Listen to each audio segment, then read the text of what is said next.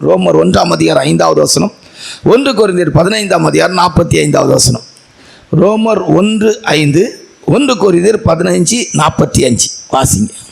மாம்சத்தின்படி தாவீதின் சந்ததியில் பிறந்தவரும் பரிசுத்தமுள்ள ஆவியின்படி தேவனுடைய சுதனன்று மரித்தோரிலிருந்து உயிர்த்தெழுந்ததினாலே பலமாய் ரூபிக்கப்பட்ட தேவகுமாரனுமாய் இருக்கிறார்.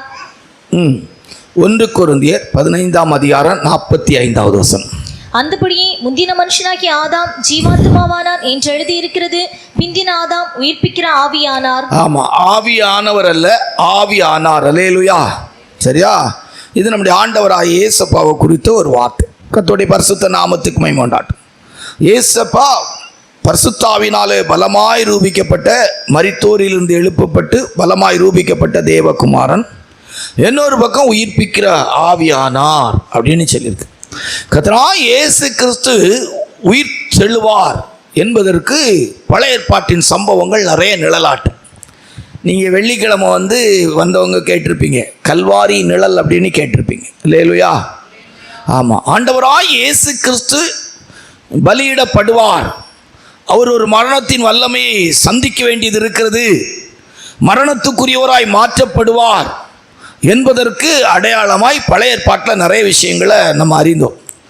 அதே போல கர்த்தராகிய இயேசு கிறிஸ்துவினுடைய உயிர்த்தெழுதலின் அனுபவமும், அவர் உயிர்ப்பிக்கிற ஆவியானார் என்று சொல்லப்பட்டது போல உள்ள அனுபவத்துக்கு பழைய ஏற்பாட்டின் சம்பவங்கள் நிறைய நிழலாட்டம். அல்லேலூயா. பழைய ஏற்பாட்டு காலத்தின் அநேக சம்பவங்கள் புதிய ஏற்பாட்டு காலத்தின் நிஜத்துக்குரிய நிழலாட்டம். பங்கு பங்காக வகை வகையாக தேவன் தம்மை வெளிப்படுத்தி கொண்டிருந்தார். புதிய ஏற்பாட்டு காலம் என்பது அப்படி அல்ல, தம்முடைய குமாரன் மூலமாய் முழுமையாய் நமக்கு அவர் வெளிப்பட்டிருக்கிறார். அல்லேலூயா. அப்படி பழைய ஏற்பாட்டு காலத்திலே கர்த்தராகிய இயேசு கிறிஸ்துவின் உயிர்த்தெழுதலுக்கு நிழலாட்டமாய் சம்பவித்த நிறைய சம்பவம் இருக்கு. ஒரு 7 சம்பவம் நம்முடைய ஜீவியத்தோடு ஒத்து போற விதத்தில் இன்னைக்கு நாம் தெரிந்தெடுத்திருக்கிறோம்.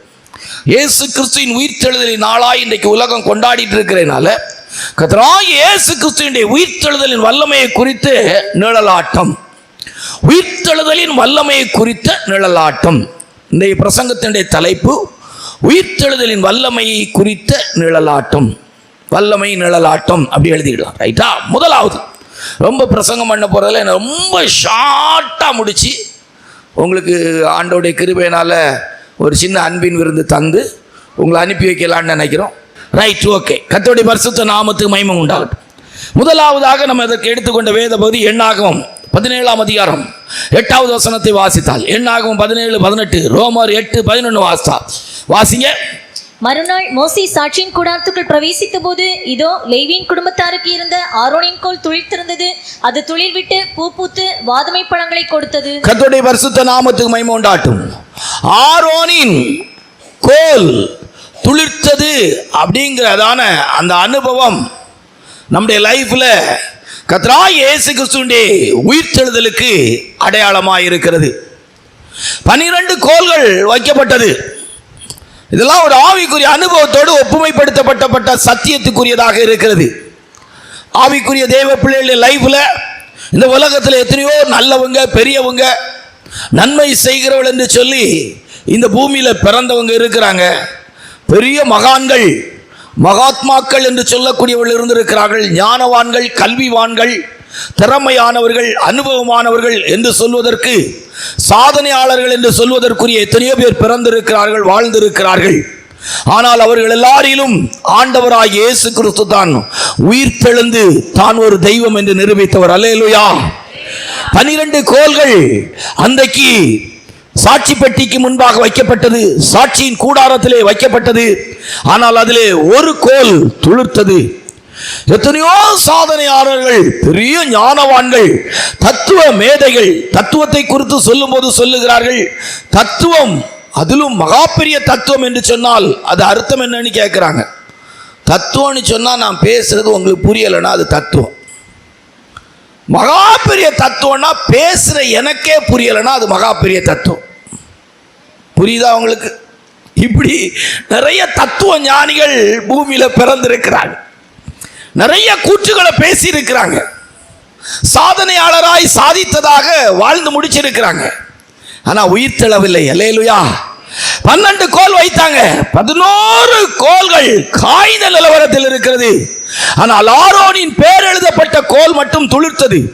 இது ஆண்டவராகிய இயேசு கிறிஸ்து இன்றைக்கும் நமக்கு பிரதான ஆசாரியராய் ஆண்டவராகிய பிதாவாகிய தேவனிடத்திலே பரிந்து பேசும்படிக்கு உயிர் தெழுவார் என்பதற்கு ஆதாரமாயிருக்கிறது. அல்லேலூயா. அன்றைக்கு எழுத்தின்படி ஆசாரியனாகிய ஆரோன் ஜனத்துடைய பாவத்தை சுமந்து தீர்க்கக்கூடிய விதத்திலே, பாவத்தை சுமக்கிற விதத்திலே, பாவத்துக்கு பரிகாரமாய் பலி செலுத்துகிற விதத்திலே மகா பரிசுத்த ஸ்தலமாகிய அந்த இடத்துக்குள் பிரவேசிக்கிற சாக்கியம் உள்ளவராய் காணப்பட்டது போல ஆண்டவராகிய இயேசு கிறிஸ்து நமக்காக பிரதான அப்போஸ்தலராய் இன்றைக்கு பிதாவினிடத்திலே உயிர் தெழுந்து பிரவேசித்திருக்கிறார். அல்லேலூயா. இன்றைக்கு அவர் பரிந்து பேசிக்கிட்டு இருக்கிறார். உயிர் தெழுந்த கோல். இயேசு கிறிஸ்து காய்ந்த கோல் அல்ல, உயிர் தெழுந்த கோல். நேற்றும் இன்றும் என்றும் மாறாதவர். அன்றைக்கு ஆரோனின் குடும்பத்துக்கு நித்திய ஆசாரிய பட்டம் கொடுக்கப்பட்டது. நம்முடைய ஆண்டவராகிய தேவன் நித்திய நித்திய நித்திய நித்தியமாய் நமக்காக பிரதான அப்போஸ்தலராயிருக்கிறார். அல்லேலூயா. ரோமர் 8ஆம் அதிகாரம் 11வது வசனத்திலே இந்த வார்த்தையை கொண்டு நாம் இணைக்கும் போது, இந்த ஆரோனின் கோல் துளிர்த்த அனுபவத்தை கொண்டு இணைக்கும் போது வாசிங்கள். அன்றியும் இயேசுவை மரித்தோரிலிருந்து எழுப்பினவருடைய ஆவி உங்களில் வாசமாய் இருந்தால் கிறிஸ்துவை மரித்தோரிலிருந்து எழுப்பினவர் உங்களில் வாசமாய் இருக்கிற தம்முடைய ஆவியினாலே சாவுக்கு ஏதுவான உங்கள் அந்த உயிர்த்தெழுதல் வல்லமை அதனுடைய நிழலாட்டம் பொருள் என்னவென்று சொன்னால், சாவுக்கு ஏதுவான இந்த சரீரத்தை உயிர்ப்பிக்க இந்த ஆண்டவராய் இயேசு கிறிஸ்து போதுமானவராய் இருக்கிறார். இன்றைக்கும் ஆகையினால் எண்ணி முடியாத ஜனங்கள் பூமியிலே இயேசு கிறிஸ்துவின் மூலமாய் சுகத்தை பெறுகிறோம். எண்ணி முடியாத ஜனங்கள் இன்றைக்கும் உலகத்திலே மருந்தே எந்தவித மருத்துவமே இல்லாமல் இன்றைக்கும் சுகத்தோடு கூட வாழ்வதற்கு ஆண்டவருடைய இயேசு கிறிஸ்துவினுடைய உயிர்த்தெழுதல் வல்லமை இன்றைக்கு ஒவ்வொரு மனிதர்களுக்குள்ளும் கிரியை செய்கிறது. சில மருந்து எடுக்கிறவங்க கூட சில நேரம் மருந்தை வெறுத்து விட்டு அந்த சந்தர்ப்பத்தில் இதுக்கு மேல நான் மருந்து சாப்பிட்டு எனக்கு என்ன பிரயோஜனம் அப்படின்னு நினைச்சிட்டு கர்த்தர் உயிரோடு இருந்தா என்ன சுகமாக்கட்ட அப்படின்னு நினைச்சு இன்றைக்கு சுகமாகுதலை பெற்றிருக்கிறார்கள். அல்லேலூயா. மருத்துவர்களால் கொடுக்கப்பட்ட மருந்து சுகமாக்க மாட்டாது என்கிற இடத்துக்கு வந்த பிற்பாடு நம்முடைய தேவனாகிய கர்த்தர் சிலரை உயிர்ப்பித்து இன்றைக்கு நம்முடைய மத்தியிலும் சாட்சியா வைத்திருக்கிறார். அல்லேலூயா. இதெல்லாம் என்னவென்று சொன்னால், காய்ந்து போன கோல் துளிர்விட்ட அனுபவத்தை காட்டுகிறது. சுகமாக வாய்ப்பில்லை, இந்த வியாதியிலிருந்து விடுதலையாக வாய்ப்பில்லை என்று சொல்லக்கூடிய இடத்திலே அன்றைக்கு ஆரோனுடைய காய்ந்த கோல் துளிர்த்தது போல இன்றைக்கும் கர்த்தருடைய ஆவியானவர் இயேசு கிறிஸ்துவினுடைய வல்லமை நம்மை உயிர்ப்பிக்கிறதா இருக்கிறது. அல்லேலூயா. எத்தனையோ தெய்வ பிள்ளைகள், எத்தனையோ ஊழியக்காரங்க இந்த லைஃப்ல சில நேரங்களில் நான் பார்த்துருக்கிறேன். சிலர் மருந்து எடுக்காம இருப்பாங்க, வியாதி அகோரமாயிட்டே இருக்கும், மனசுக்கே கஷ்டமா இருக்கும், எங்க போய் நிற்கும், இதுக்கு எப்படி பரிகாரம் அப்படின்னு என் மனசு எனக்கு சொல்லிக்கிட்டு இருக்கும். திடீர்னு பார்த்தீங்கன்னா அந்த வியாதியினுடைய வல்லமை குறையும், ஒன்றுமே இருக்காது, அவங்க வேற எதுவுமே செய்ய முடியாது. ஆனால் ஆண்டோடைய கிருபையினால் திடீர்னு பார்த்தா அந்த வியாதியினுடைய வல்லமை குறையும், ஒரு புது பலத்தோடு கூட அவங்களுடைய வாழ்க்கை மாற்றப்பட்டிருக்கிறத பார்க்கிறோம். இன்றைக்கு இந்த காலை ஆராதனைக்கு வந்திருக்கிற தெய்வ பிள்ளை, ஆரோனின் கோல் துளிர்த்தது கர்த்தராகிய இயேசு கிறிஸ்துவினுடைய உயிர்த்தெழுதலின் அனுபவத்துக்கு, உயிர்த்தெழுதலின் வல்லமைக்கு அடையாளமாக இருக்கிறது போல இந்த காலை வேளையில் அந்த உயிர்த்தெழுந்த ஆண்டவராகிய இயேசு கிறிஸ்து ஒருவேளை உன்னுடைய வாழ்க்கை, உன்னுடைய சொந்த குடும்பம் ஒரு காய்ந்து போன கோலை போல இருக்குமானால் இந்த காலை வேளையில் அந்த உயிர்த்தெழுந்த ஆண்டவராகிய இயேசு கிறிஸ்து உன்னுடைய வாழ்க்கையும் கூட துளிர்விட வைக்க முடியும் என்பதை மறந்து போக வேண்டாம். அல்லேலூயா. 2, கர்த்தராகிய ஆண்டவராகிய இயேசு கிறிஸ்துவினுடைய உயிர்த்தெழுதலின் அனுபவத்துக்கு எடுத்துக்கொள்ளுகிறதான அந்த வசனம் ஆதியாகமம் 45:27 வாசித்தால், ஆதியாகமம் 45:27 வாசித்தால் வாசிங்க. அவர்கள் யோசேப்பு தங்களுடனே சொன்ன வார்த்தைகள் யாவையும் அவனுக்கு சொன்ன போதும் தன்னை ஏற்றிக்கொண்டு போகும்படி யோசேப்பு அனுப்பின வண்டிகளை அவன் கண்ட போதும் அவர்களுடைய தகப்பனாகிய யாக்கோபின் ஆவி உயிர்த்தது. இங்கே யாக்கோபின் ஆவி உயிர்த்தது. யோசேப்பை இழந்து வேதனையோடு துக்கத்தோடு இருக்கிறான். யோசேப்பு செத்து விட்டான் என்பதுதான் யாக்கோபுடைய மனதில் இருக்கிற எண்ணம். பெரிய ஒரு சஞ்சலம், பெரிய ஒரு தவிப்பு, இழப்பின் வேதனை, இழப்பு சரி கட்டப்பட முடியாது என்கிறதான எண்ணம் ஆனால் வேதம் சொல்லுகிறது, யோசேப்பு அனுப்பி வைத்த வண்டிகளை யாக்கோபு பார்த்தபோது அவனுடைய ஆவி உயிர்த்தது. அல்லேலூயா. நல்ல சமாரியன் ஓமையில கூட ஆண்டவராய் இயேசுப்பா அந்த நல்ல சமாரியன் ஓமையில சமாரியன் வரும்போது குற்றுயிராய் கிடந்த ஒரு மனிதனை கண்டு அவனுடைய காயங்களுக்கு எண்ணெயும் திராட்சரசம் வார்த்து அவனை தன் சுய வாகனத்திலே ஏற்றி சத்திரத்துக்கு கொண்டு போய் சேர்த்தார். அல்லேலூயா. இந்த வண்டி உயிர்த்தெழுதலின் வல்லமைக்கு அடையாளமாக இருக்கிறது. அப்போஸ்தலர்களுடைய 8ஆம் அதிகாரத்தில் வாசித்து பார்த்தீங்கன்னா, பிலிப்பி என்கிறதான ஒரு மனுஷனை ஆவியானவர் கொண்டு போனார் என்று எழுதியிருக்கும். அல்லேலூயா. ஏசப்பா பூமியில் வாழ்ந்த போது கூட சில இடத்துல மறைந்தார் அப்படின்னு இருக்கும். இங்க நம்முடைய வேத பகுதியில் இருக்கிற விளக்கம் என்ன அப்படின்னு நம்முடைய லைஃப்ல நம்ம ஆராய்ந்து பார்ப்போமானா, நம்முடைய ஜீவியத்திலே எல்லா சமயத்திலும் நம்முடைய வாழ்க்கையின் காயங்களை கட்டுகிற விதத்திலே, நம்முடைய வாழ்க்கையினுடைய வேதனைகளை மாற்றுகிற விதத்திலே, நம்முடைய துக்கங்களை மாற்றுகிற விதத்திலே அவர் நமக்கு ஒரு வாகனமாய் இருக்கிறார், சுமக்கிற தேவனாய் இருக்கிறார். தகப்பன் பிள்ளையை சுமப்பது போல நான் உங்களை சுமந்து கொண்டு வந்தேன். உலகத்தின் முடிவு வரையந்த சகல நாட்களில் நான் உங்களோடு கூட இருக்கிறேன். யோசேப்பு அனுப்பின வண்டி அன்றைக்கு யாக்கோபின் ஆவி உயிர்த்தது. என் மகன் உயிரோடு இருக்கிறான், அது போதும். அல்லேலூயா. பாதியில விட்டுட்டு போறவர் நம்முடைய தேவன். அல்லேலூயா. யோசேப்பு ஒரு நாள் ஒரு சொப்பனத்தை சொன்னான். என்ற கதிர்கட்டு நிமிர்ந்து நின்றது, சூரியனும் சந்திரனும் 11 நட்சத்திரங்களும் வணங்கினதுன்னு சொன்னான். யாக்கோபுக்கு அதை கேட்டபோது நாங்களும் உன்னை வணங்கி நிற்போமா அப்படின்னு சொன்னாங்க. ஒரு நாளில் யோசேப்பு பிரிஞ்ச போது யாக்கோபு நம்பிக்கை இழந்துட்டான். எனக்கு என் மகன் இப்படி ஒரு சொப்பனத்தை சொன்னானே, என் மகன் கண்ட சொப்பனத்தின்படி நான் அவனை தாழ விழுந்து வணங்குகிறது போல உள்ள ஒரு நிலவரம் வர வேண்டியது இருக்கிறதே. தாழ விழுந்து என்று இல்லாவிட்டாலும் அவனை உயர்ந்தவனாய் பார்க்கக்கூடிய ஒரு நாள் இருக்கிறதே என்கிறதை மறந்து விட்டான். மகன் செத்து விட்டான் என்று சொல்லி நினைத்தான். ஆனால் அந்த சொப்பனம் ஒரு குறிக்கப்பட்ட நாளிலே நிறைவேற்றப்பட்டது. யோசேப்பு தன் மகனாகிய யாக்கோபு தன் மகனாகிய யோசேப்பை கண்டான். அல்லேலூயா. இன்றைக்கும் ஆவியானோர் மூலமாய் நமக்கு கொடுக்கப்படுகிற சத்தியம் என்னவென்று சொன்னால், நீங்களும் நான் உயிரோடு இருக்கிற நாளெல்லாம் இந்த பூமியில அவர் நம்முடைய வண்டியாக இருக்கிறார். அல்லேலூயா. நான் உங்களை தாங்குவேன், நான் உங்களை ஏந்துவேன், நான் உங்களை சுமப்பேன், நான் உங்களை தப்புவிப்பேன். ஏசாயாவுடைய புத்தகம் 46ஆம் அதிகாரத்தில் நீங்கள் வாசித்து பார்ப்பீர்கள். ஆனால் நான் உங்களை தாங்குவேன், நான் உங்களை ஏந்துவேன், நான் உங்களை சுமப்பேன், நான் உங்களை தப்புவிப்பேன், உங்கள் முதிர் வயது வரைக்கு நான் அப்படி செய்வேன், தாயின் கருவிலே நான் உங்களை தாங்கினேன். வாசிங்கள் அந்த வசனத்தை. உங்கள் முதிர் வயது வரைக்கும் நான் அப்படி செய்வேன், நரை வயது மட்டும் நான் உங்களை தாங்குவேன், நான் அப்படி செய்து வந்தேன், இனிமேலும் நான் ஏந்துவேன், நான் சுமப்பேன், தப்புவிப்பேன். கர்த்தருடைய பரிசுத்த நாமத்துக்கு மகிமை உண்டாகட்டும். உயிர்ப்பிக்கிற தேவனுடைய வல்லமையின் அனுபவம் நம்மளை தாங்கி ஏந்து சுமந்து தப்புவிக்கிறது. பாருங்க, சில நேரங்களுக்கு கூட்டங்களுக்கு வரும்போது, சில இடத்துல இப்போ இந்த வண்டிங்கிற இடத்துல வரும்போது எப்படி சில இடத்துல நம்ம அப்படியே சோர்ந்து போய் நிற்போம்.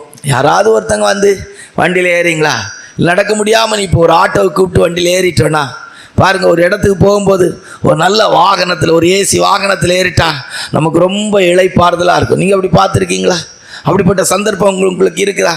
ரொம்ப கஷ்டமான நேரத்தில் ஒரு ஏதாவது ஒரு வாகனத்தில் ஒரு லிஃப்ட் கிடைக்கிறதோ, யாராவது ஒருத்தங்க ஒரு வாகனத்தில் கூப்பிட்டு போகிறதோ, அப்படிப்பட்ட நிலவரம் வந்தோடனே நமக்கு ஒரு பெரிய சந்தோஷமாக இளைப்பாறுதலாக இருக்கிறது. இதே போல தான் ஆவிக்குரிய ஜீவியத்திலும் எத்தனையோ முறை, எத்தனையோ காலங்கள் யாருமே இல்லைங்கிற வேதனையில், என்னை நேசிக்க யாருமே இல்லையே, எனக்கு அன்பு செலுத்துறதுக்கு யாருமே இல்லையே, என்னோ தேற்றுவதற்கு யாருமே இல்லையே, என் துக்கத்தை அறிந்து என்னோடு கூட பேசுவதற்கு யாருமே இல்லையே, என்ன புரிந்து கொள்வதற்கு யாருமே இல்லைன்னு சொல்லி நாம் நினைக்கும் போது நம்முடைய வாழ்க்கையின் தனிமை, நம்முடைய வாழ்க்கையின் கைவிடப்பட்டது போல உள்ள நிலவரமும் இருக்கிறது போல நம்ம உணரும் போது, அந்த காலகட்டங்களில் எல்லாம் தேவன் நம்மோடு கூட பேசி, கர்த்தர் நம்மோடு கூட உணர்த்தி, நான் உன்னோடு கூட இருக்கிறேன் என்கிற விதத்தில், கடந்த காலங்களில் மாத்திரமல்ல, நிகழ்காலங்களில் மாத்திரமல்ல, வருகிற காலங்களில் நான் உன்னோடு கூட இருப்பேன் என்கிற விதத்தில், அவர் தம்முடைய வாக்கு தத்தங்களை நிறைவேற்றுகிற விதத்தில் அவர் நம்மோடு பேசும்போது, அவர் நம்மோடு இடைப்படும் போது, அவருடைய சமூகம் நம்மை தொடும்போது, அவருடைய வல்லமை நம்மை தொடும்போது, தொடும்போது, அவருடைய வார்த்தை நம்மை தொடும்போது, அவருடைய ஈவு இரக்கங்கள், அவருடைய கிருபை நம்முடைய இருதயத்தை தொடும்போது நமக்குள்ளே நம்பிக்கை உண்டாகிறது. எப்படி யோசேப்பு அனுப்பின வண்டிகளை யாக்கோபு பார்த்தபோது அவனுடைய ஆவி உயிர்த்ததோ, அதுபோல தேவனுடைய கிருபை உள்ள வார்த்தைகள், தேவனுடைய வல்லமைகள் நம்மை தொடும்போது, கர்த்தருடைய சமூகத்துக்கு வரும்போது, தெய்வ சமூகத்தின் அனுபவத்தை ஆவியானவர் நம்மை நிரப்பும் போது நமக்குள்ளே ஒரு புது நம்பிக்கை உண்டாகிறது. நம்முடைய வாழ்க்கையில இழந்து போன கிருபைகள் நமக்கு கிடைக்கிற விதத்திலே நமக்குள்ளே ஒரு புது தைரியம் வருகிறது. ஆவி உயிர்த்தது, சந்தோஷம், நம்பிக்கை, தைரியம் தானாவே வருது. கர்த்தராகிய இயேசு கிறிஸ்து உயிர்த்தெழுவார் என்பதற்கு யோசேப்பு அனுப்பின வண்டி ஆதாரமாய் இருந்தது. யாக்கோபின் ஆவியை உயிர்த்தது. அல்லேலூயா. இன்னைக்கு நம்முடைய ஆண்டவர் உயிரோடு இருக்கிறார், உயிர் தெழுந்திருக்கிறார் அப்படிங்கிறது நம்ம இன்னைக்கு ஒரு வண்டி. நம்ம லைஃப்ல தைரியமா வாழ்றோம். என்ன சோதனை, என்ன போராட்டம், என்ன பிரச்சனை, என்ன கஷ்டம், என்ன கைவிடப்பட்ட நிலவரம் வந்தாலும் சரி, கர்த்தரனை தாங்குவார். நம்முடைய வாழ்க்கையின் சாட்சி என்ன? நம்ம இருக்கிற எண்ணி முடியாத ஜனங்களுடைய வாழ்க்கையின் மேன்மை என்ன? புருஷனால் கைவிடப்பட்ட நாட்கள், குடும்பத்தால் வெறுக்கப்பட்ட நாட்கள், என்ன எனக்கு பிடிக்காத நாட்கள், சொந்த குடும்பம் என்னை பார்த்து நிந்தித்த நாட்கள், அவமானமாய் பேசின நாட்கள், புறக்கணிக்கப்பட்ட நாட்கள், அங்கீகாரமற்ற ஒரு மனுஷியாய் வாழ்ந்த நாட்கள், கர்த்தரோ என்னை தாங்கினார். நான் கடந்து போன எல்லா பாதைகளிலும், உளையான சேற்றின் அனுபவத்திலே, தூர தேசத்தின் அனுபவத்திலே, ஊழையிடுகிற பாழான நிலத்தின் அனுபவத்திலே, அதாவது சிறியவனை புழுதியில் இருந்து எடுத்து எளியவனை குப்பையில் இருந்து உயர்த்துகிறார் என்று சொன்ன குப்பையின் அனுபவத்திலே வாழ்ந்த போது என்னுடைய வாழ்க்கை, அதாவது மனதிலும் கிரியையிலும் சத்துரு என்கிற விதத்திலே தேவனை குறித்த எண்ணங்கள், சிந்தனைகள், தேவன் ஒருவர் இருக்கிறாரா என்கிற விதத்தில் நான் சிந்தித்த போதெல்லாம் கூட அவர் என்னோடு கூட பயணித்தார், அவர் என்னோடு கூட வந்தார். ஆகையால் இன்றைக்கு நான் உயிரோடு இருக்கிறேன். செத்திருக்க வேண்டுமானால் என் வாழ்க்கையில் வந்த சோதனை நேரத்திலே, வேதனை நேரத்திலே, போராட்ட நேரத்திலே, நான் நம்பிக்கை இழந்த போது, என் வாழ்க்கையில சஞ்சலங்கள் வந்த போது செத்திருக்க வேண்டும். ஆனால் சர்வ வல்லமுள்ள தேவன் அந்த காலங்களில் எல்லாம் எப்படி யாக்கோபுவின் ஆவி அந்த யோசேப்பு அனுப்பின வண்டிகளை பார்த்து உயிர்த்ததோ, அதுபோல இயேசு கிறிஸ்துவின் அன்பு, இயேசு கிறிஸ்துவின் இரக்கம், இயேசு கிறிஸ்துவின் கிருபை, அவருடைய காருண்யம் என்னை தாங்கி இதுவரைக்கும் வைத்திருக்கிறது. அப்போ இரண்டாவது, கர்த்தராகிய இயேசுவின் உயிர்த்தலின் வல்லமைக்கு நிழலாட்டம் யோசேப்பு அனுப்பின வண்டி. 3 சீக்கிரமா முடிக்கணும்னு நினைச்சு பேசிட்டு இருக்கோம், சரியா? 3 என்னாகமம் 21:3 வாசித்துட்டு, யோவான் சுவிசேஷம் 3ஆம் அதிகாரம் 14வது வசனத்தை, யோவான் சுவிசேஷம் 12:32 வாசிக்கும் போது, என்னாகமம் 21:9, யோவான் சுவிசேஷம் 3ஆம் அதிகாரம் 14, யோவான் சுவிசேஷம் 12:32 வாசிக்கும் போது வாசிங்க. அப்படியே மோசே ஒரு வெண்கல சர்ப்பத்தை உண்டாக்கி அதை ஒரு கம்பத்தின் மேல் தூக்கி வைத்தான். சர்ப்பம் ஒருவனை கடித்த போது அவன் அந்த வெண்கல சர்ப்பத்தை நோக்கி பார்த்து பிழைப்பான். கர்த்தருடைய பரிசுத்த நாமத்துக்கு மகிமை உண்டாகட்டும். எங்கேயாவது இப்படி ஒரு சம்பவம் நடக்குமா?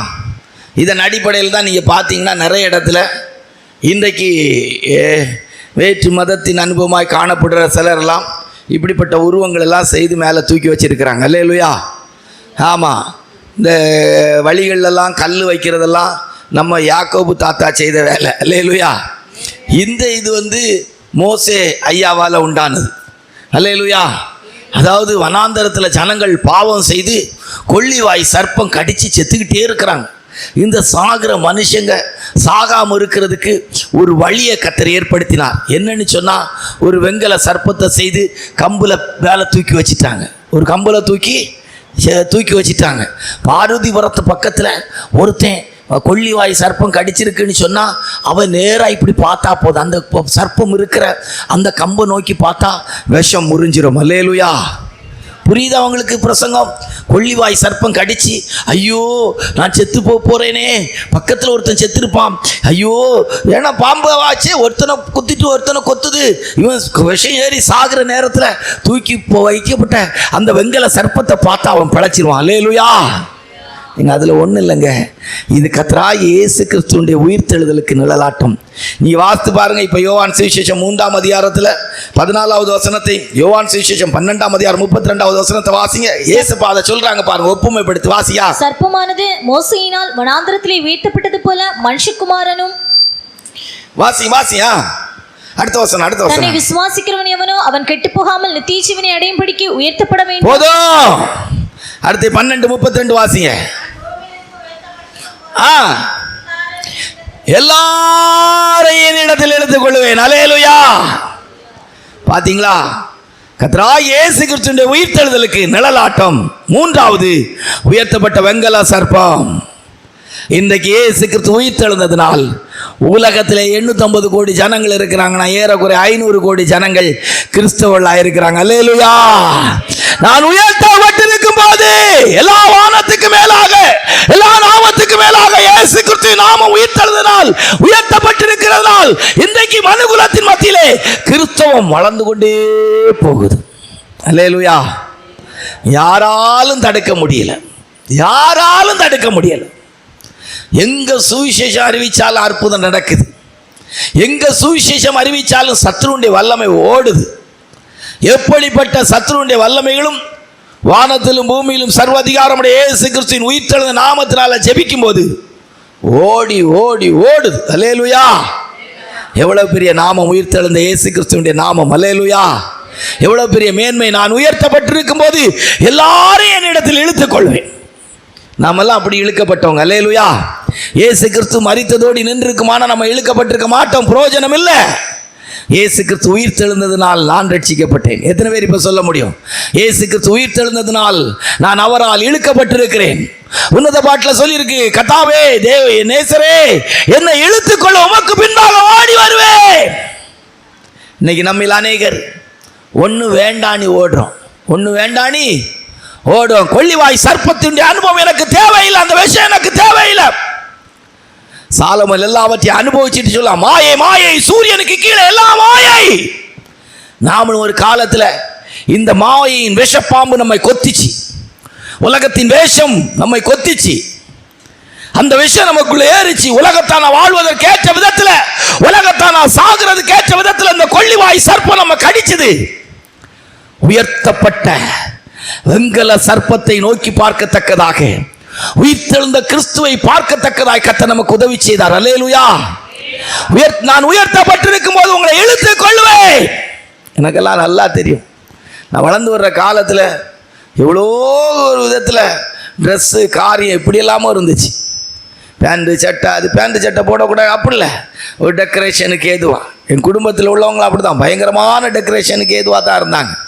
என் சகோதரிமாரில் ஒருத்தங்கெல்லாம் நல்லா மையெல்லாம் போடுவாங்க, மையெல்லாம் போட்டு கண்ணெல்லாம் உருட்சியும் திரட்சியுமா அப்படி ஒரு மாதிரி. அந்த பைபிளில் சொல்லியிருக்கலாம், வேசியின் ஆடம்பரங்கள்னு, வேசியின் ஆடை ஆபரணங்கள்னு சொல்லியிருக்கலாம். அந்த மாதிரிப்பட்ட ஆடை ஆபரணங்களால் காணப்பட்டாங்க. கர்த்தர் இன்றைக்கு அவங்கள இழுத்து கொண்ட போது பிற்பாடு ரொம்ப எளிமையான வாழ்க்கையில் இருக்கிறாங்க. அல்லேலூயா. நான் உயர்த்தப்பட்டிருக்கும் போது எல்லாரையும் இழுத்து கொள்வேன். அல்லேலூயா.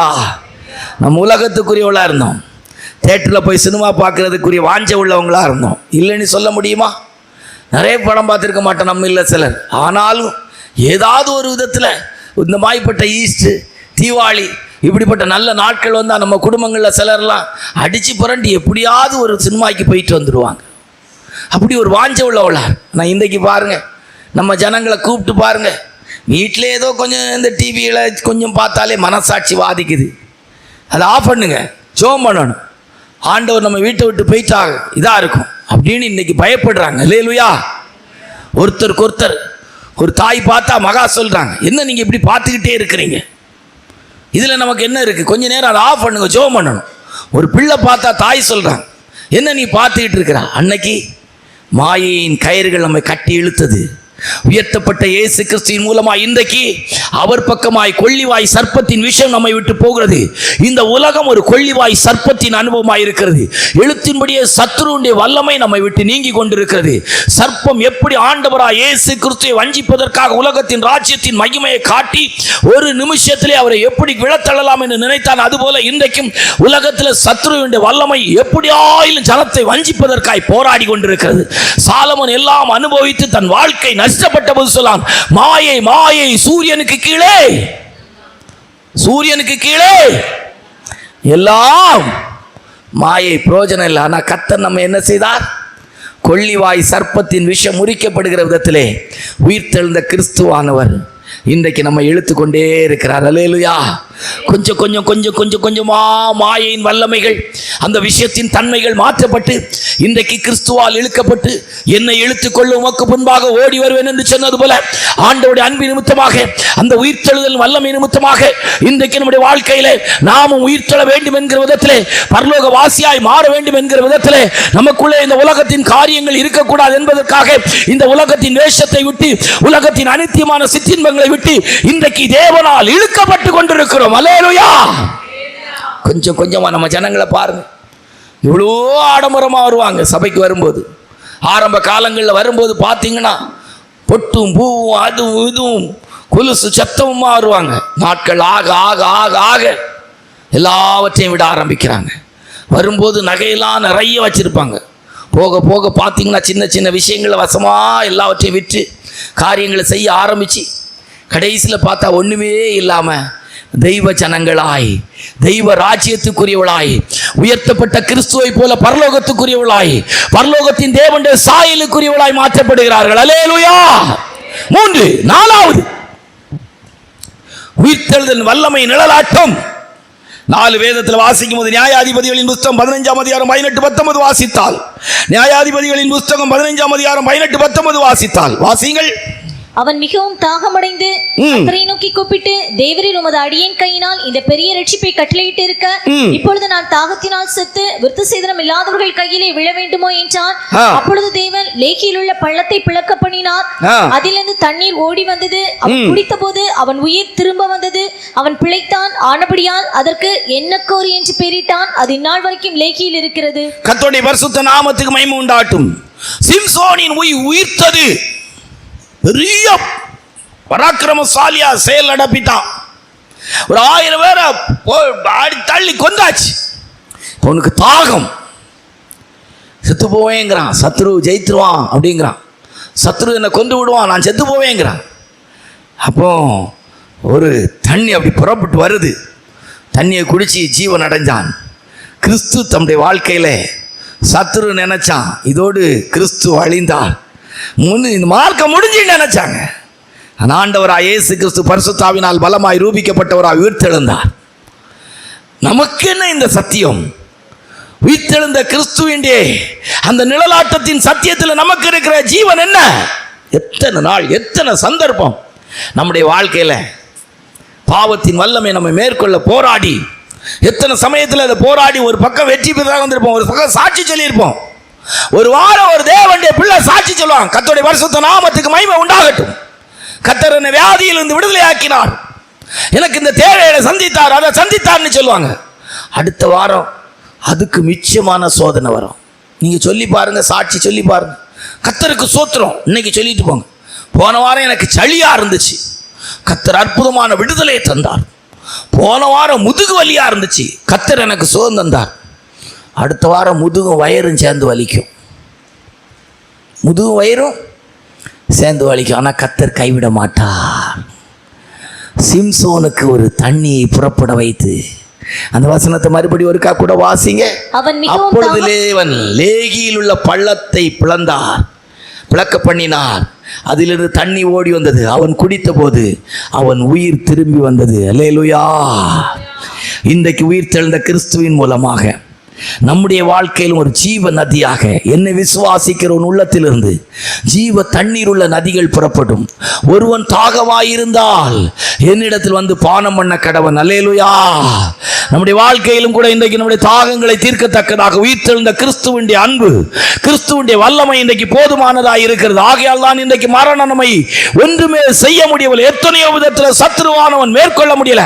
ஒரு சாட்சி சொல்லி அடுத்த நாள் எத்தனை சோதனை வந்தாலும், அந்த சாட்சிக்கு மாற எத்தனை போராட்டம் வந்தாலும் கர்த்தர் நம்மை நிலைநிறுத்துகிறார். அல்லேலூயா. இன்றைக்கு கர்த்தருக்கு சாட்சிகளாய் கர்த்தர் வாழ வைத்திருக்கிறார். அல்லேலூயா.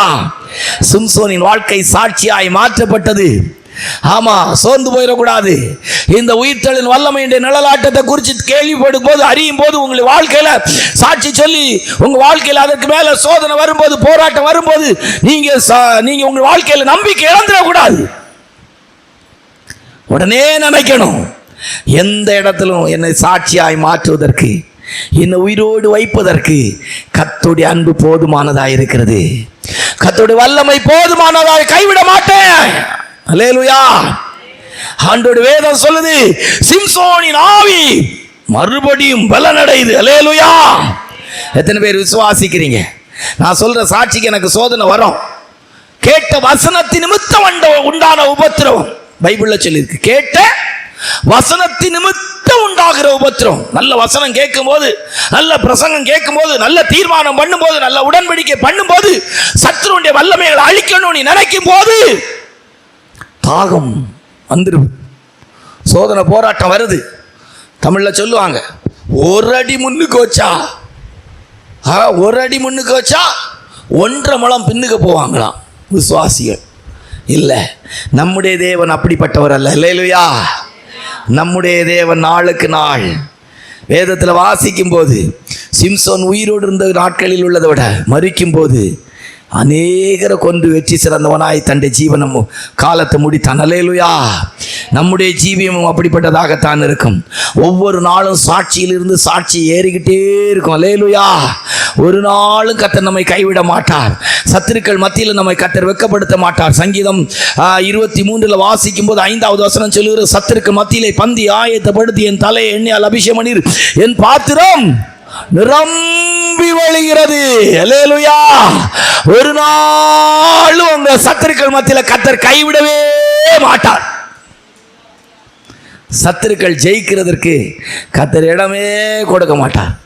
உண்மையான ஒரு ஆவிக்குரிய தெய்வனுடைய பிள்ளை கர்த்தரை நோக்கி பார்த்தா, அன்றைக்கு சிம்சோன் ஆண்டவரே நீ கூப்பிட்டது போல, கர்த்தாவே எனக்கு இரக்கம் செய்யும், நமக்கு சாட்சியாய் வாழ வேண்டிய தேவனுடைய பிள்ளை அல்லவா, நான் உம்மை குறித்து சாட்சி சொன்ன தேவனுடைய பிள்ளை அல்லவா, என்னை மற்றவர்களுக்கு நீ சாட்சியாய் வைத்திருக்கிறேன்.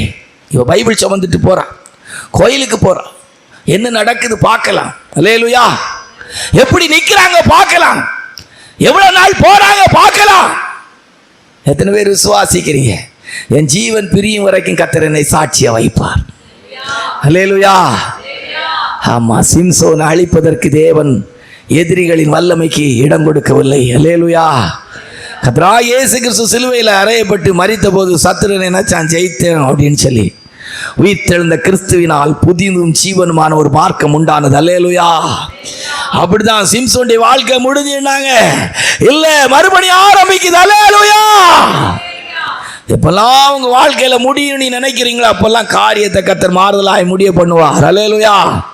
இது நடக்குமா, சாத்தியப்படுமா அப்படின்னு நீங்க நினைப்பீங்க, நீங்களே யோசிப்பீங்க. ஐப்பிள்ளை ஆண்டவரே, உங்களுக்குள்ளே ஒரு அதைரியம், உங்களுக்குள்ளே ஒரு அவநம்பிக்கை, உங்களுக்குள்ளே ஒரு அவிசுவாசம் போல ஒரு எண்ணத்தோடு ஐயா பேதுரு அப்போஸ்தலன் அமிழ்ந்து போகிறான். ஆண்டவரே, ஐயரே என்னை ரட்சியும். உடனே ஆண்டோடைய கரம் அவனை தூக்கி நிறுத்தினது. இன்றைக்கு ஒருவேளை இந்த காலை நேரத்தில் உங்களுடைய வாழ்க்கையும் ஒருவேளை இப்படிப்பட்ட நிலவரத்தில் சத்துருக்கள் மத்தியில் உங்கள் வாழ்க்கை காணப்பட்டு கொண்டிருக்கலாம். சத்துருக்களின் வல்லமைகள் மேற்கொண்டு விடுவார்களோ என்று நீங்கள் நினைக்கலாம். ஆண்டோடைய வேதம் நமக்கு சொல்லிக் கொடுக்கிறது. உயிர்த்தெழுந்தல் வல்லமை நிழலாட்டம் நமக்கு சொல்லிக் கொடுக்கிறது. கர்த்தருடைய அன்பு ஆண்டோடு அந்த வேதத்தில் வாசிக்கும் போது சமாரியா ஸ்திரீட்ட சொல்லும் போது சொல்றார், நான் கொடுக்கிற தண்ணியை குடிக்கிறவனுக்கு ஒரு காலம் தாகம் வராது. அல்லேலூயா.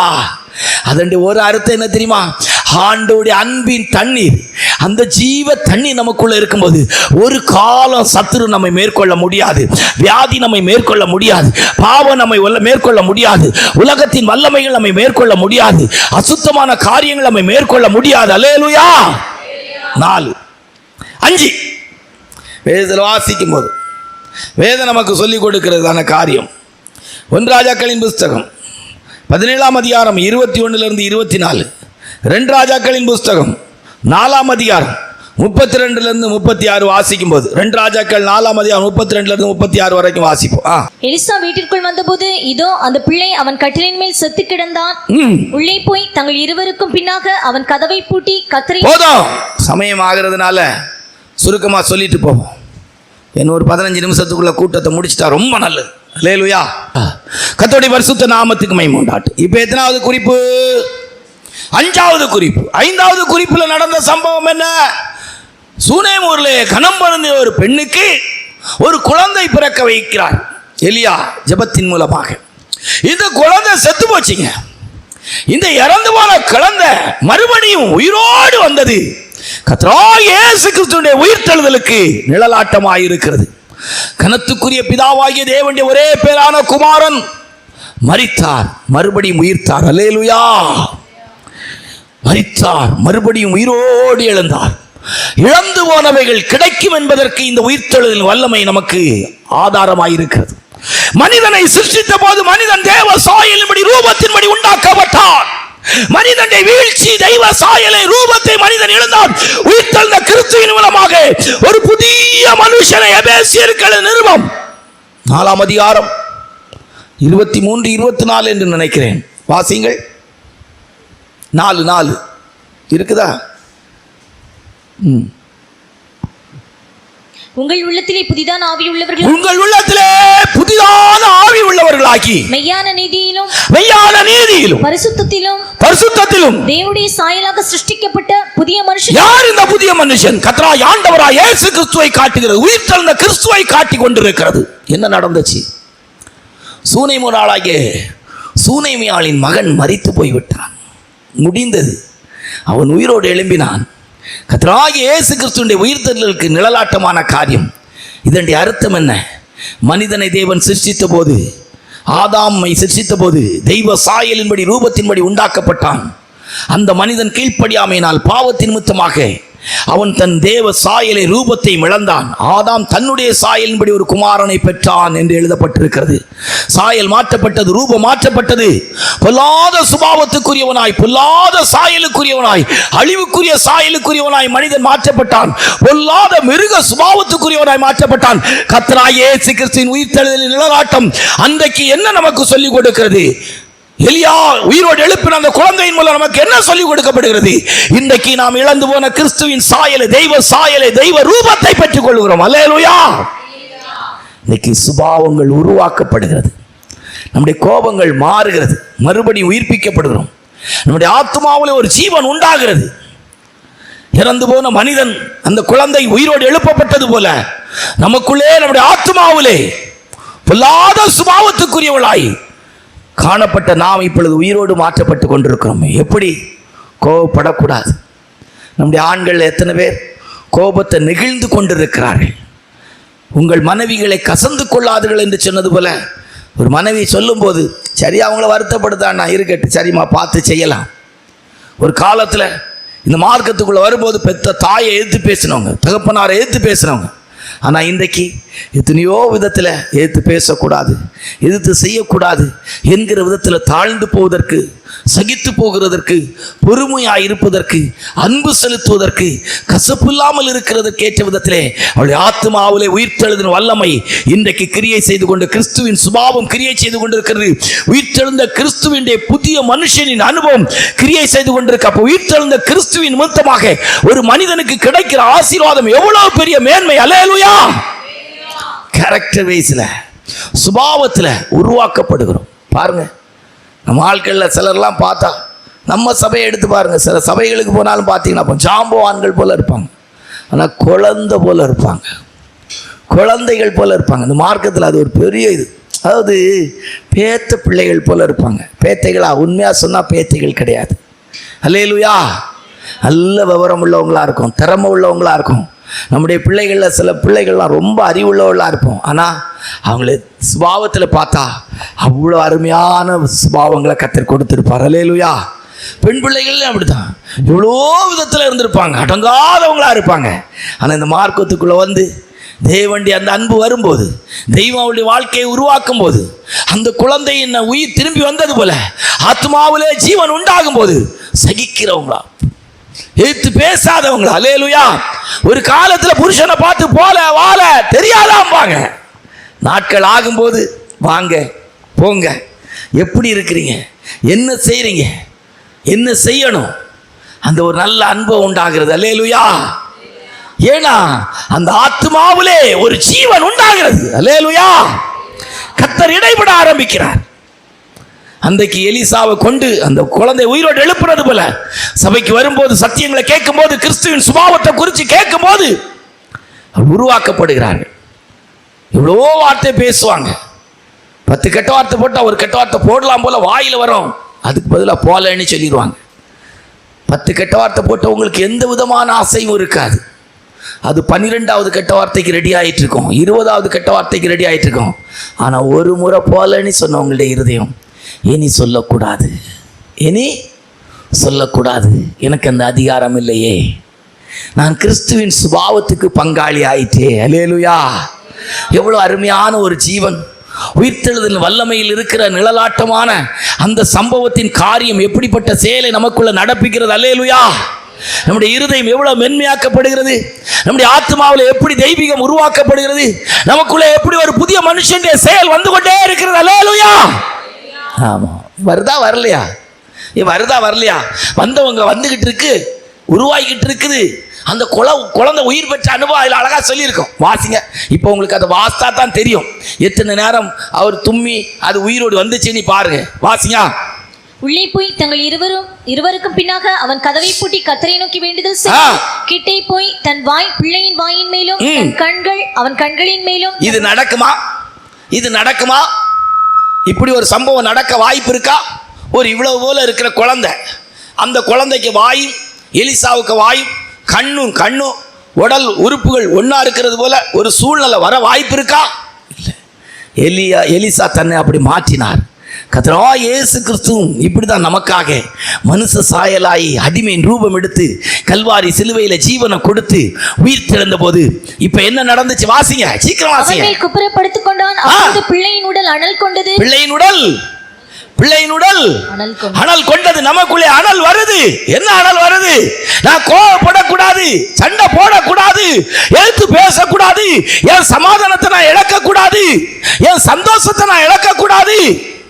ஏன் நிமித்தம் மற்றவங்களுக்கு ஒரு வேதனை வரக்கூடாது. நீ ஒரு அனல் வருது. வருதா வரலையா? வருதா வரலையா? வருதான். சகோதரர்லாம் சொல்றாங்க வருதான். சகோதரிமார்கள்ட்ட கேட்போம், வருதா?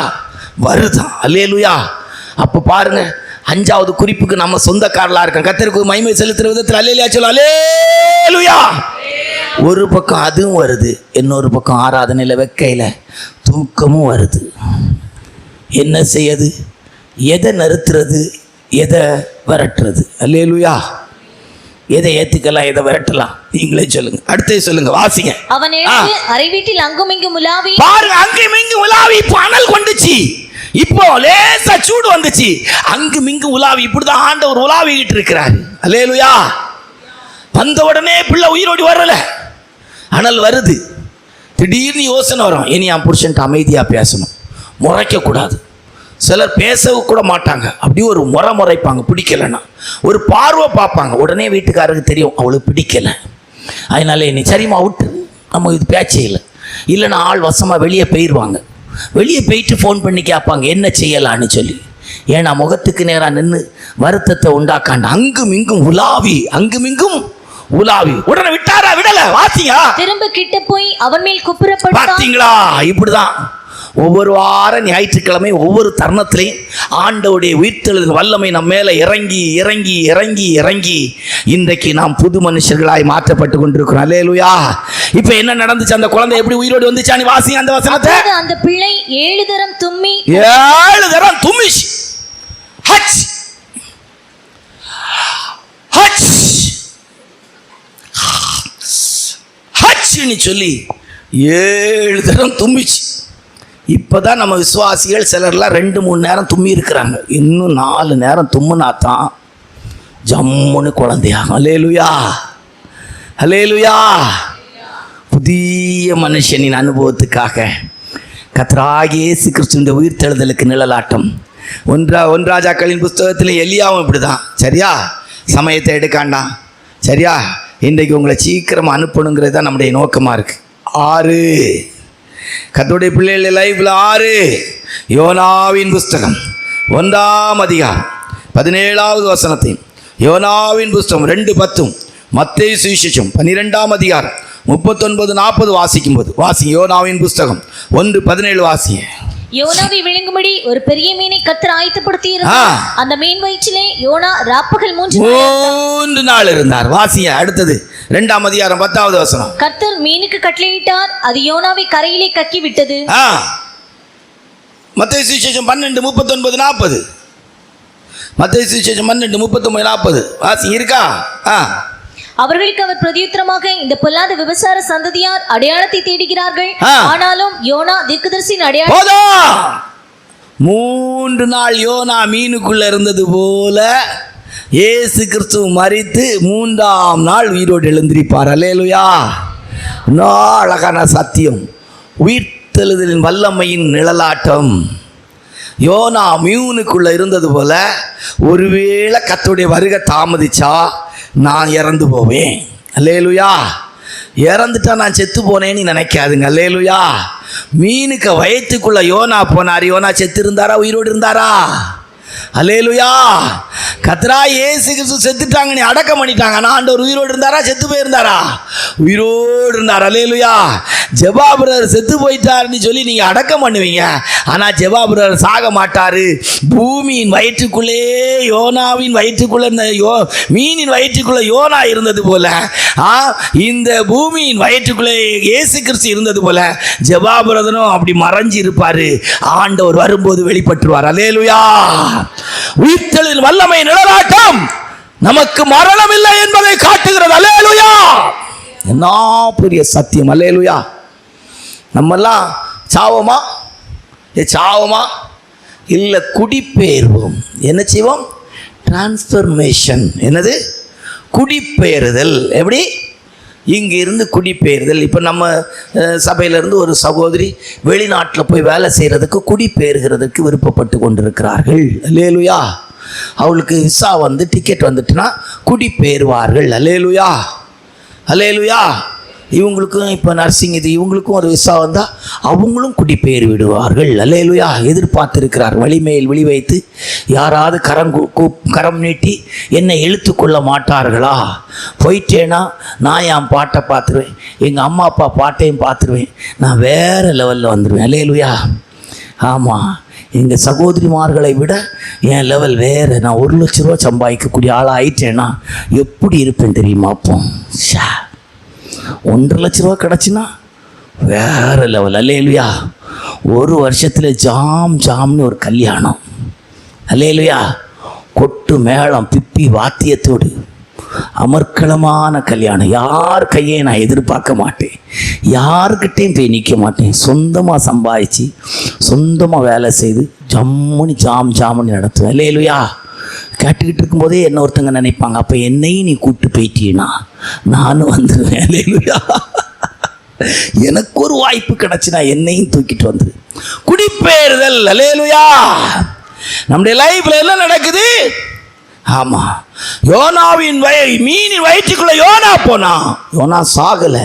முன்னாள் ஏசப்பா மரித்த போது பூமியின் வயிற்றுக்குள்ள இருந்தாதான் அடையாளம். அல்லேலூயா.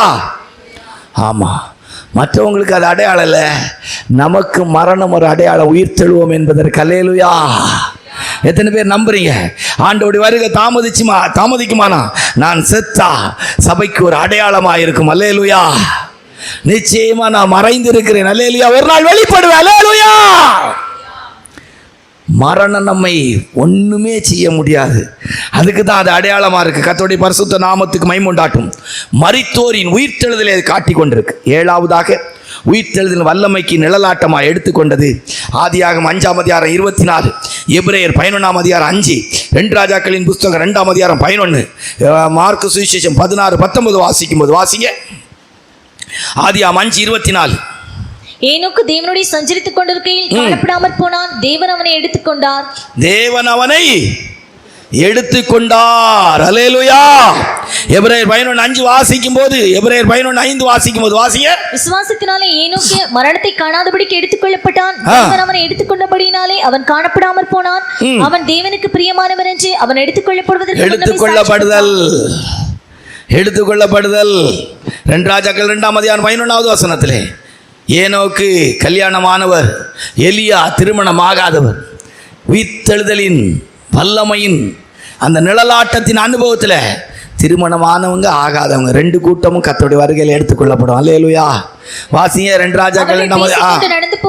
அவர்கள் பேசிக்கொண்டு நடந்து போகையிலே இதோ அக்கினி ரதமும் அக்கினி குதிரையும் அவர்கள் நடுவாக வந்து பிரித்து எலியா சுழல் காற்றிலே பரலோகத்திற்கு ஏறி ஆமா, போனான். 2 பேர் வேலை செய்துட்டு இருப்பாங்க, ஒரு ஆள் எடுத்துக்கொள்ளப்படுவாங்க. 2 பேர் வயல்ல இருப்பாங்க, ஒருத்தங்க எடுத்துக்கொள்ளப்படுவாங்க. அல்லேலூயா. உயிர்த்தெழுதலில் நிழலாட்டம் நமக்கு சொல்லி கொடுக்கிறது. நாம் எடுத்துக்கொள்ளப்படுகிற ஜனம் இந்த உலகத்துக்குரியவள் அல்ல. அல்லேலூயா. அப்படியே தூக்கிட்டு போயிடுவார் ஆண்டவர். அல்லேலூயா. ஆண்டோடைய வேதத்தில் அந்த மார்க்கு சுவிசேஷம் 16ஆம் அதிகாரம் 19வது வசனத்தை வாசிக்கும் போது இவ்விதமாய் வாசிங்க. இவ்விதமாய் கர்த்தர் அவர்களுடனே பேசின பின்பு பரலோகத்துக்கு எடுத்துக்கொள்ளப்பட்டு எங்க பரலோகத்துக்கு எடுத்துக்கொள்ளப்பட்டார். நம்ம எப்படிப்பட்டவங்க? எடுத்துக்கொள்ளக்கூடியவர்கள். அல்லேலூயா. திருடன் கண்ணமிட்டு திருடுறது போல ஒரு வீட்டில் திருடன் கண்ணமிட்டு திருடும் போது எதை திருடுவான்? நல்ல விலையேற பெற்றதை திருடுவான். நம்ம இதில் பார்த்தீங்கன்னா சிலர் பார்த்தீங்கன்னா திருடவே மாட்டாங்க. சின்ன பொருட்கள் அவளுக்கு போதும், சின்ன சின்ன பொருட்கள் அவளுக்கு தேவை அப்படிங்கிறதுக்கு எடுப்பாங்க. ஆனால் ஆண்டவர் நம்ம எடுத்துக்கொள்வார் விலையேற பெற்றவளாய். அல்லேலூயா. உயிர்த்தெழுதலின் அந்த வல்லமை நிழலாட்டமாய் நாம் இந்த எலியா ஏனோக்கை படிக்கும்போது நம்முடைய வாழ்க்கையில் ஏசப்பா நம்ம உயிரோடு இருக்கும்போது வந்தா, ஆரவாரத்தோடு பிரதான தூதனுடைய சத்தத்தோடு வந்தா, நாம் நிச்சயமாக எடுத்துக்கொள்ளப்படுவோம். அல்லேலூயா. எத்தனை பேர் இந்த காலை வேளையில் உயிர்த்தெழுதலின் வல்லமையை குறித்து தியானிக்கும் போது ஏசப்பா வந்தா நான் பரலோகத்துக்கு போயிடுவேன், ஏசப்பா வந்தா பரலோகத்துக்கு போயிடுவேன். பரலோகத்துக்கு போயிடுவீங்களா? இங்கே இருப்பீங்களா? அல்லேலூயா. ஆமாம். யாருக்காவது இங்கே இருந்தா உடனே ஓடி வாங்க ஃபெய்த் ஹோமுக்கு. இங்கே ஆள் இருக்காது, எந்த பொருள் வேணாலும் எடுத்துடுங்க. ஏசியெல்லாம் கலத்திட்டு போங்க, ஏசியை கலத்திட்டு போங்க, இதுகளை எடுத்துகிட்டு போங்க. பத்திரம் எங்கே இருந்தாலும் எல்லாத்தையும் எடுத்துடுங்க. தயவு செய்து உங்களுக்கு சொல்கிறேன், இருக்கிறவர்களுக்கு கொடுக்கப்படுகிற ஒரு ஆலோசனை தயவாக சொல்லுகிறோம். அன்றைக்கு ஒரு ஊழியக்கார் வந்திருந்தார். அவர் ஜெபம் பண்ணார், ஆண்டவரே உம்முடைய வருகை வரும்போது இந்த விசுவாச வீடு காலியாக இருக்க வேண்டும். இந்த விசுவாச வீடு, நான் அந்த வார்த்தையை கேட்டபோது இப்போ விசுவாசி வீட்டுகளுக்கு போகும்போது ஜெபிக்க ஆரம்பித்திருக்கேன். ஆண்டவரே நீங்கள் வரும்போது சரத்குமார் வீட்டிலே, சரத்துடைய வீட்டிலே எல்லாம் காலியாக இருக்க வேண்டும். அதாவது அவங்க பிள்ளைகள், அவங்க அம்மா, அவங்க குடும்பத்தார் ஒருவரும் இந்த வீட்டில் இருக்கக்கூடாது. அல்லேலூயா. சரியா தாப்பா? சரியா தாப்பா? அவங்க பாவம் யூனியன் நினைக்கிறாங்க, அப்பா கஷ்டப்பட்டு சேர்த்து எடுத்து வச்சதெல்லாம் விட்டுக்கிட்டு எவனால் போக முடியும்? எப்படி வீடு காலியாக இருக்கணுமா? காலியாக தான் இருக்கணும். சரத்து சொல்கிறாங்க, ஆமாம் காலியாக தான் இருக்கும். சகோதரிமார் பக்கத்தில் எப்படி வீடு காலியாக இருக்கணுமா? வீட்டில் ஆள் இருக்கணுமா? காலியாக தான் இருக்கணுமா? காலியாக இருக்கணுமா? ஆள் காலியாக தான் இருக்கணுமா? காலியாக இருக்கணுமா? ஆள் இருக்கணுமா? காலியாக தான் இருக்கணுமா? அல்லேலூயா. அப்படியானால் எங்களுடைய சபைக்கு வெளியே இருந்து இந்த பிரசங்கத்தை கேட்கிறவள் எங்களுடைய ஜனத்தை உற்று கவனித்துக் கொள்ளுங்கள். இயேசுவின் வருகைக்கு பிற்பாடு நாங்கள் வாழ்கிற வீடுகளிலே போய் இருக்கிற எல்லாவற்றையும் நீங்கள் எடுத்துக்கொள்ளலாம்.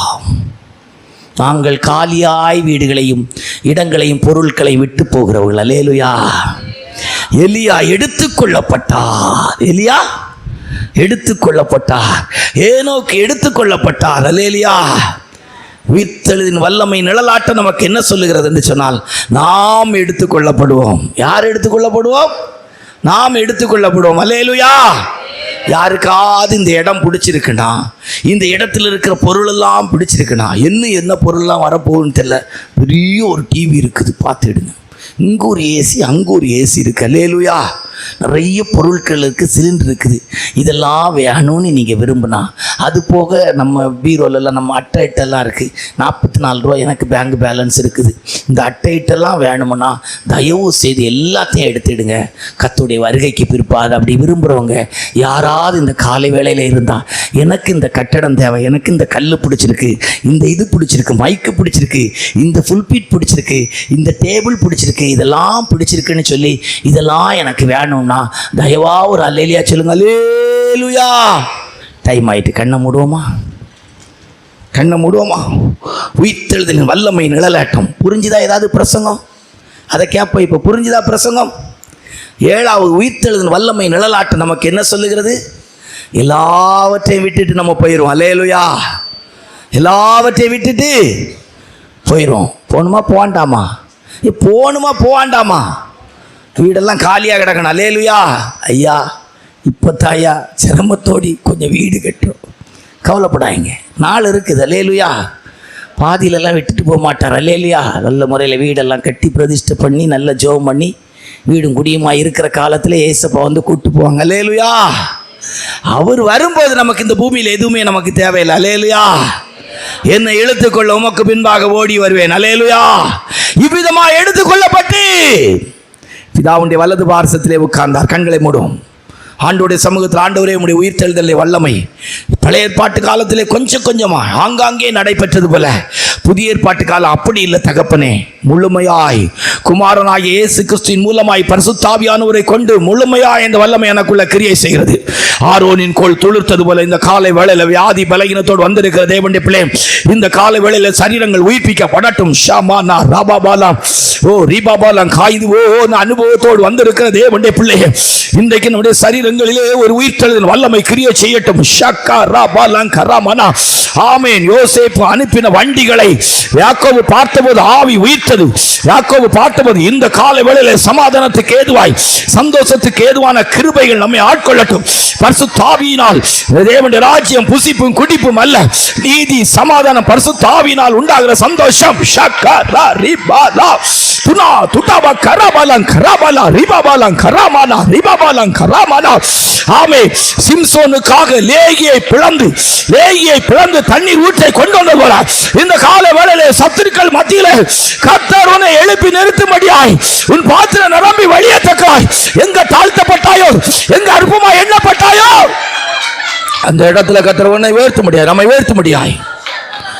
ஏனோக்கை கர்த்தர் எடுத்துக்கொண்டார். எலியா பரலோகத்துக்கு ஏறி போனார்.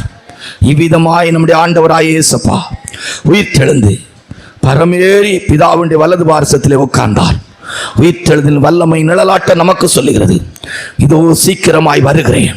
ஓ ஷக்கராபாலன் கராமானா ஆவி மனவாட்டியும் சொல்லுங்க ஆமென். கர்த்தாவே வாரும். ஷக்கராபாலன் கராபாலா ஓ ரிபா கராபாலன் கராபாலா துடாயிடபாலன் கராமானா ரிவானா ரிபாபாலன் கராமானா ரிபா கராபாலன் கராபாலா.